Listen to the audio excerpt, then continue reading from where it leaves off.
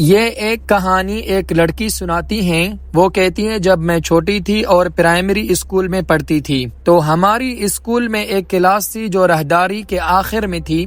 وہ کلاس ہمیشہ بند رہتی تھی، نہ وہاں کوئی پڑھائی ہوتی تھی اور نہ ہی کوئی اندر جاتا تھا۔ دروازہ بند ہوتا تھا لیکن تالا نہیں لگا ہوتا تھا۔ آپ جانتے ہیں کہ جب ہم بچے ہوتے ہیں تو ہمیں تجسس اور چیزیں دیکھنے کا شوق ہوتا ہے۔ ایک دن میں نے فیصلہ کیا کہ میں اس کلاس کا دروازہ کھول کر اندر دیکھوں گی۔ میں دوسری منزل پر گئی، کلاس کے دروازے تک پہنچی اور دروازہ کھول دیا۔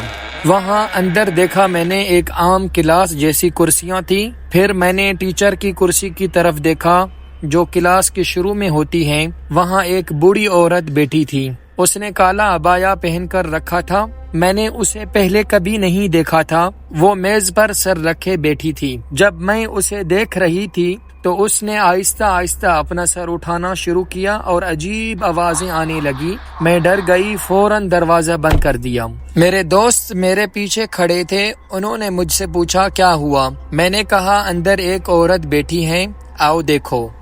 ہم سب نے دروازہ کھولا لیکن اس بار اندر کوئی بھی نہیں تھا۔ کچھ عرصے بعد اس کلاس کو کھول دیا گیا اور وہاں عام طور پر پڑھائی شروع ہو گئی۔ کہانی یہیں ختم ہوتی ہے۔ اگر آپ کے ساتھ بھی کوئی ڈراؤنی کہانی پیش آئی تو کمنٹس میں ضرور لکھیں، ہم آپ کی کہانی ویڈیو میں سنائیں گے۔ لائک کرنا، سبسکرائب کرنا اور ویڈیو کو شیئر کرنا نہ بھولیں۔